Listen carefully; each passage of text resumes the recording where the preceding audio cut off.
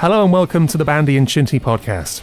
In this very first show, Phil Juggins shares his concerns following the Fulham match. Given what they're missing, I'm wondering where this team goes at the moment, because the last half hour tonight was rather alarming. Dave Marples agrees, to a certain extent. You nailed the pattern of a typical game. We're kind of performing this weird sort of bell curve where we peak towards the end of the first half and then we sort of tail off a little bit. Steve Wright lends his support to academy players. They've been at the club since they were kids. They're a part of the club, and I think it's really important that they do get special treatment. And Sean Hockett gets behind Warburton. I'll give a manager a good 2 or 3 years before I decide to want to do anything with him. I think Warburton's the man for the job.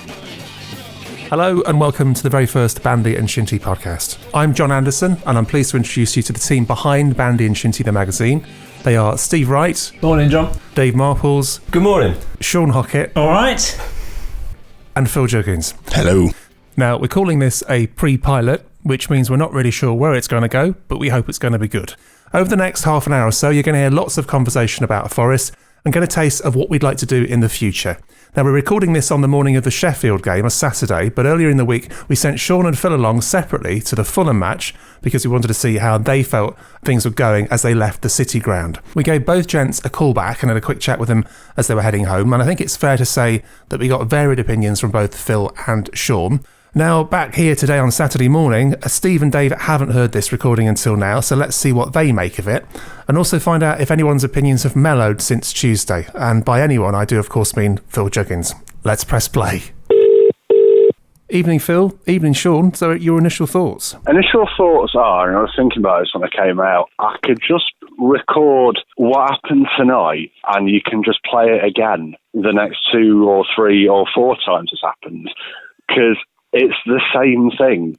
So here we go. Forest play 3 at the back, a cart horse, and an academy cart horse, which means he gets more leeway, because that's apparently how it works.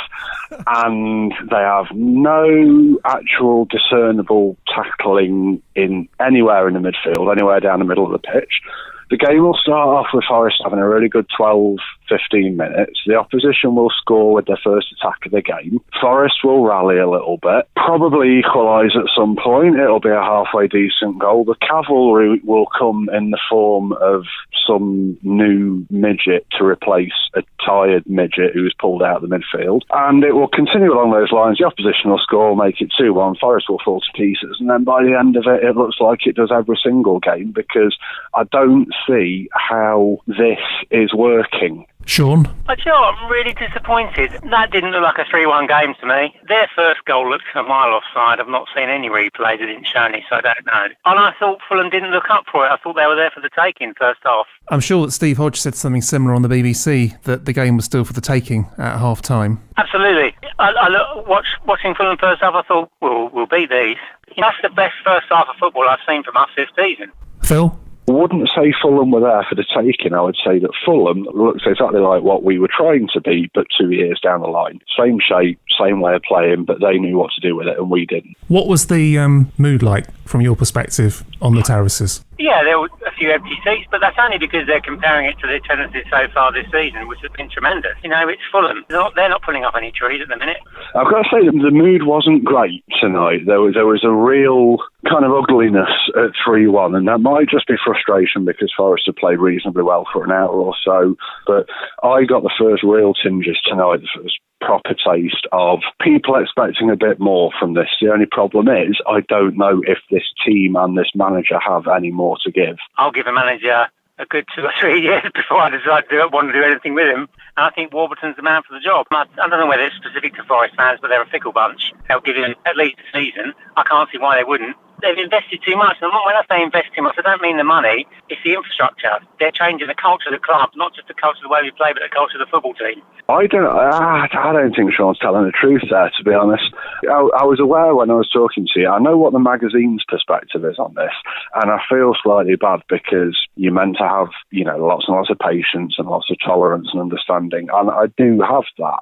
My concern tonight watching that, given what they're missing, I'm wondering where this team goes at the moment, because the last half hour tonight was rather alarming. Do you think that your view on this will be different by Saturday, Phil? I will be dreading Saturday for exactly the reasons I've just listed to you tonight. Because if there's one team that Forest aren't equipped to play against more than a nippy, technical, possession-based side, it's a big, aggressive, physical kind of side.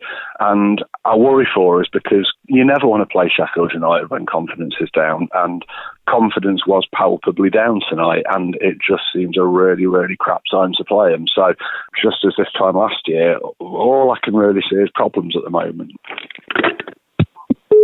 Okay, now we should point out that that was recorded on Tuesday night, and we're recording this on Saturday morning, so we haven't actually seen the Sheffield game, so we have no idea what's coming. Steve, Dave, your reactions to that?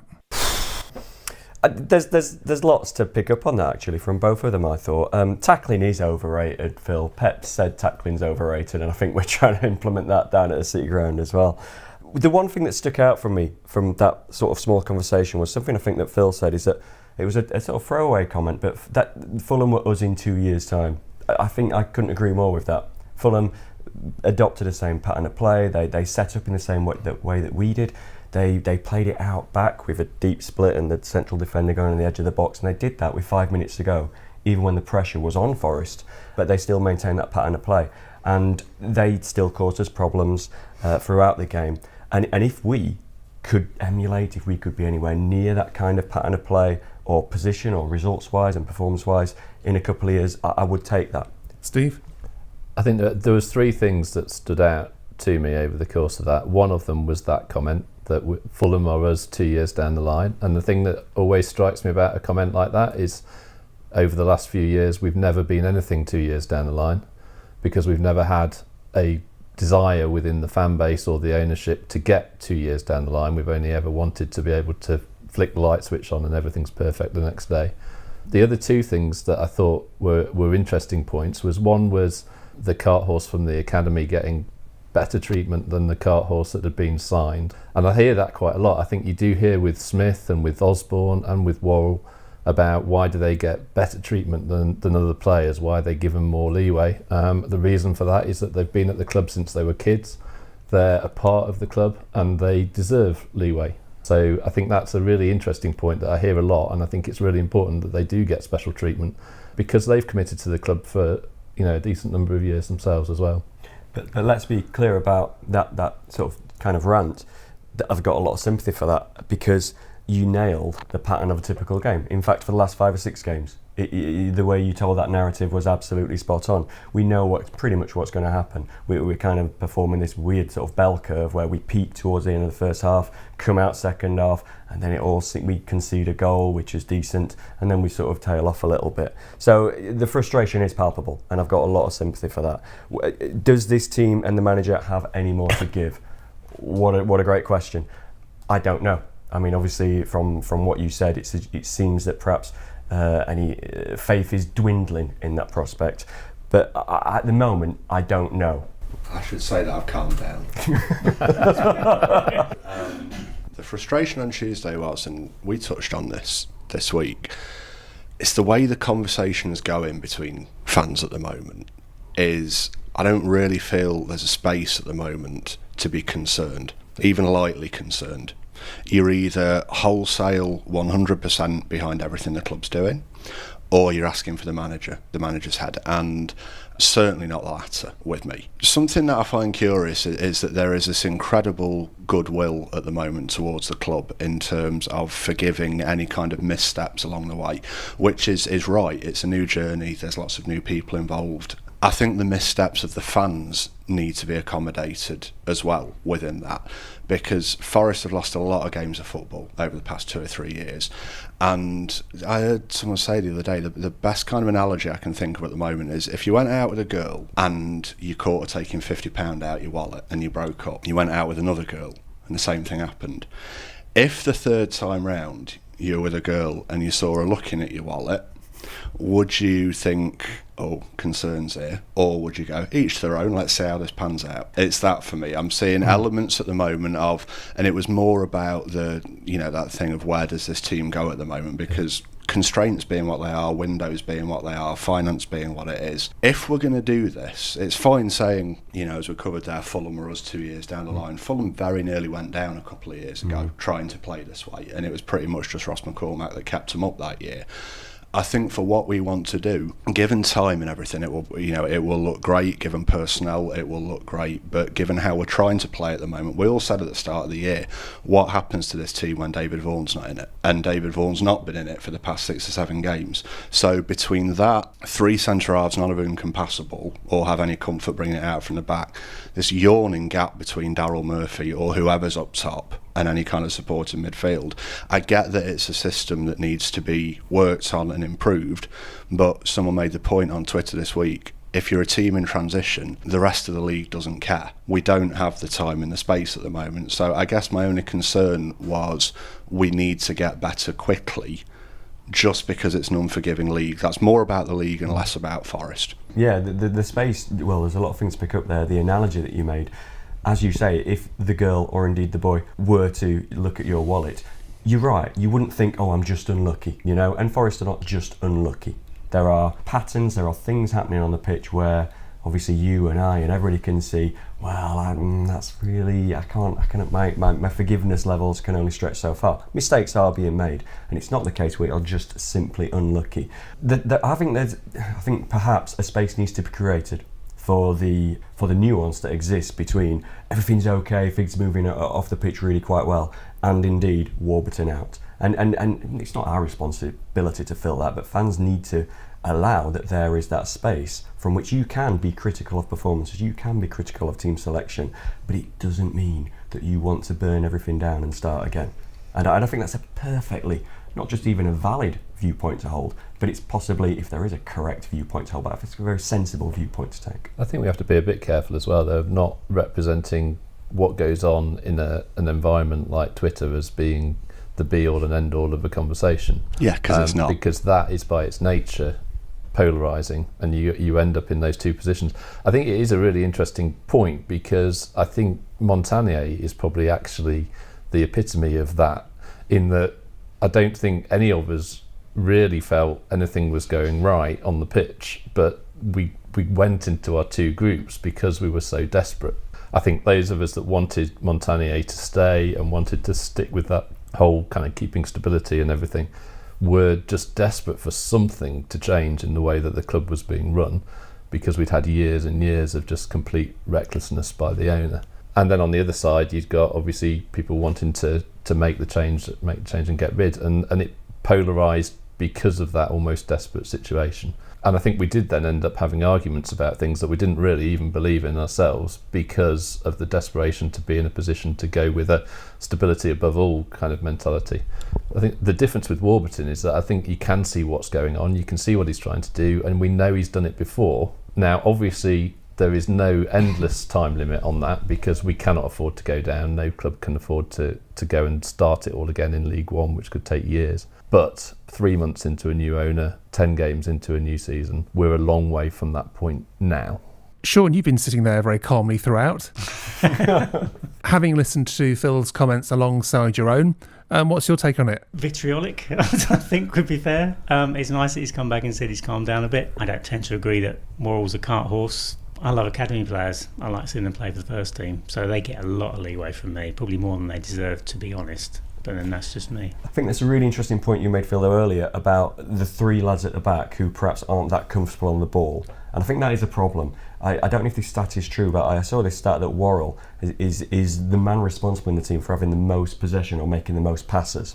So everything's coming out from Worrell or Mills. So that's putting an awful lot of responsibility on a 20-year-old lad who can defend, who can pass the ball. That experience can't be bought. That's something that needs to be developed. And I've also, this idea that Mancienne, and we talked about Mancienne quite a lot, I think he's a speedy defender, I think he's got a lot of qualities, but the one thing, in my opinion, that Mancienne cannot do is pass a ball. He looks uncomfortable in possession. When he's played as a deeper midfield player, he looks at sea, he struggles to control it under pressure, and the last thing he can do is pass a ball. So I think it raises the old debate, doesn't it, about whether you want your defenders to defend, whether you put the defenders there to be better at distribution. Can that be coached, or indeed do we need new defenders? I think if you look at all the central defenders we've had, and I'll include Danny Fox in that, I would say Worrell is the one that has is a footballer. Also, just this idea, and again, just a player's stock rises so much when they're not playing. So once they're going to see that Jack Hobbs has been hailed as the saviour who can pass a ball, but he's had an opportunity at Wednesday, for example, and we just kind of get stuck in this cycle of let's if they're not playing, they must be better than what we've got. I would like to formally withdraw my cart horse comment for Joe Worrell. That was unfair. Point being, last half hour on Tuesday, I thought Worrell looked like something out of Apocalypse Now, and that was through no fault of his own. Colonel Kurtz. Just the madness had set in. Now, every single comment you've just made about Worrell is entirely fair. I do go back to the thing about, age-old argument. If Joe Worrell had been signed from Port Vale for 300 grand and was playing like this now, there'd be uproar. Let's not pretend otherwise. However, completely take on board what Steve's saying. The circumstances are different. What's annoying me more about that back three was, this is going to sound really harsh, borderline negligence from Matt Mills at this point in terms of his duty in looking after a young centre-half. Now, for all the shit that Danny Fox gets, Danny Fox had a superb period towards the back end of last year, mentoring Joe Worrell, covering him, looking after him, little words of encouragement and everything. Yeah. The joke was with Matt Mills, you want to see a heat map of what he does, one of where he stands and one of the area he points to and screams Absolutely. at. Now, that can't be helping Worrell at this point, but that just returns to the age-old question of there are quote-unquote senior players at the club at this moment. I doubt Mills is on a massive wage because he came in under the embargo, so he's going to be 10 grand territory, but you don't know how wage packets are worked out and things like that. But even then, for a player who defines himself as being an alleged leader and a captain of previous clubs and things like that, that really annoyed me on Tuesday. And especially, I did at the time, probably we all felt that the first goal, he must have been offside. Actually, he wasn't. He just wandered in behind Matt Mills, which was, as I think, negligence bordering on criminal negligence. I think part of the thing with Worrell as well, and with young players in general, players that have come through the academy, is that there's no harm. In fact, there's probably some very good things to come from taking them out. So he gets his run of experience, he gets that opportunity to see what it's like in the Championship, game after game, where you're playing 3 games a week and everything else. But then occasionally to come out and actually get a break from that and a chance to reflect and see where the good and the bad has been, and then that's where the coaches can do their work. I think the same's true of Ben Brereton at the moment, where he's played a lot of games in what would not be his natural position. He's struggled a bit. Now's the time to whip him out of the game for a bit and actually work with him at what's going right and wrong for him, either in that position or elsewhere if he needs to be moved. Just to pick up on David Vaughan as well, that was an interesting point you made. I guess statistically you're right. We seem to have lost our way results-wise since David Vaughan hasn't played. Having said that, I'm increasingly impressed by Bridcut's role. I thought he gets in better and better with each game.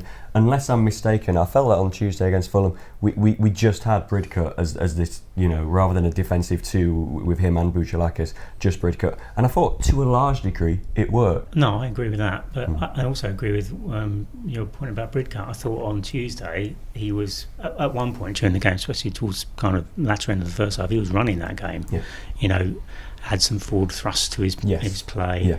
Alongside Benny, and it allowed Osborne to get further forward. Absolutely, that's right. I think there's a lot of confusion as well, particularly amongst Forest fans, as to what the role of a holding midfielder is, because David Vaughan ain't got a tackle in him. No. Let's not pretend that David Vaughan's a defensive midfielder in the old mould of that role, because he isn't.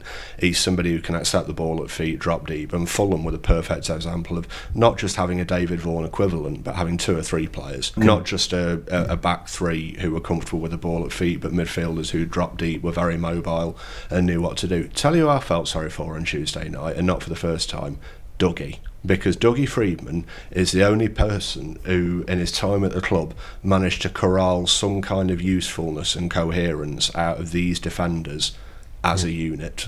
And it might have been this kind of daisy-chained, arms linked across Maginot line thing across the edge of the penalty area. But it worked. And when you've tried to get them to do anything other than that, the results become self-apparent. Yeah, he played to their strengths. Played pretty much the same back four, back five every week. Absolutely. Yeah. Which were, and then we could go down this wormhole of, would we want Dougie to be in charge yet picking up 0-0s and binary results, or was it ready for a change? And obviously the truth is we're not sure about that. We don't know where we are with that one. But it is a very good point. The thing I'd say with Vaughan is that Vaughan's not a defensive midfield player, but what he does is he gets rid of that problem that we've just identified with none of our centre-halves being able to receive the ball. He steps right into that line alongside the centre-halves and he takes the ball and he keeps hold of it until there's somebody to receive it. And that's what we've lost. The thing I like about Bridcut, although he's not quite in that mould, is that he sits deep, but every single pass that he makes it in front of the player who's going to receive it. So he's naturally encouraging forward momentum even when he passes sideways, because the recipient is always moving forwards and they're ready to take the play forwards. And I think that's sometimes where you get that sideways passing end up moving backwards when your passing isn't sharp enough. Bridcut is going to allow us to catapult out of defence by giving us forward momentum. I was going to say, I think the thing with Vaughan is he's the player who will do the unselfish, unglamorous bit of the job, which is, I'm here, give me the ball, I'll pass it to someone else, you play it forward. Yeah. I'm quite happy to sit in front of the back four and receive balls all day long, make those small passes to someone in the same shirt colour. It is unglamorous, but he's happy to do that. Somebody's got to do that job. Absolutely. Would you agree, Phil, that I thought we were a bit more, we posed a more of an attacking threat on Tuesday against Fulham than in previous games? Because you were right, I totally agree. We've had this problem of Murphy being absolutely isolated up front and giving him one chance to score a goal, and luckily he's done it. But I thought there was more of a threat. I thought we might move the ball quicker up the field, and I felt that actually in that period towards the end of the first half, actually we're not just getting forward, we're creating chances. Created loads, and as well as good as Murphy's been this year, let's not pretend he didn't have a shocker on Tuesday, because there are a couple of very good chances that needed putting away. The game could conceivably have been 3-4-1 Forest by the time they got that free kick. Horrible free kick because it took an age to set up, and from where I was sat in the Trent End, it was only going in one place for like 2 or 3 minutes. Yeah.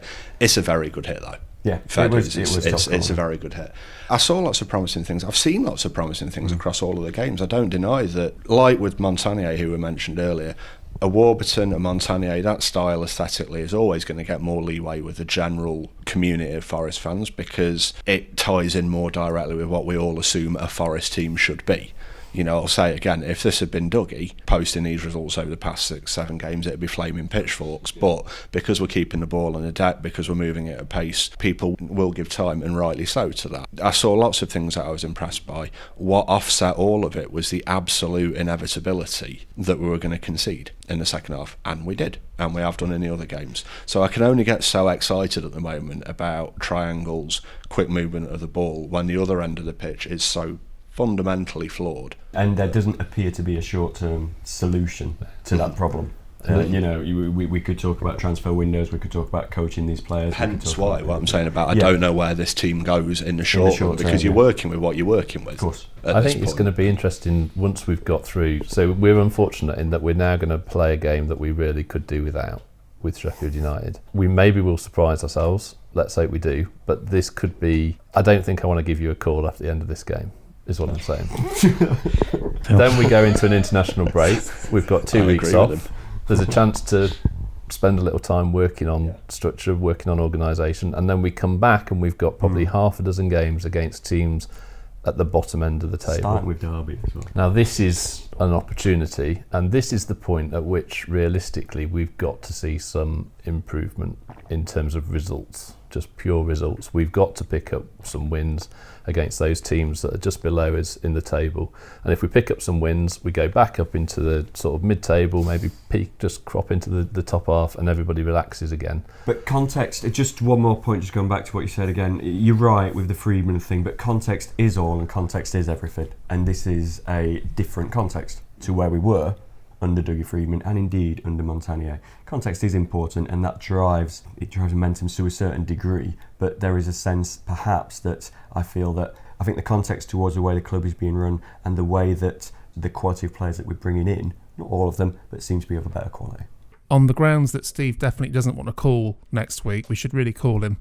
I'm very worried about today's game. The way United play, I think you said it. They're exactly the kind of team I'd rather be playing a pretty. And my footballing fear team today. is that there's going to be a really negative reaction at the end of the game, and that's not the way we want to go into a 2-week break. No, quite. Listen, we need to wrap because we need to pack up and get ourselves off to the Sheffield game that we've just been talking about. By the time you hear this podcast, I'm pretty confident that Forest will have won and will have all been worrying unnecessarily for the last half an hour. But anyway, that's it for this first show. As we say, it's a pre-pilot. We're not really sure what we're going to do next. We hope it's going to get better and better. Please keep an eye on our various social channels. And for all things Bandy and Shinty, visit bandyandshinty.com. But for now, from Dave, Steve, Sean, Phil, and myself, John, thank you for listening. Listen to the band with the low shit.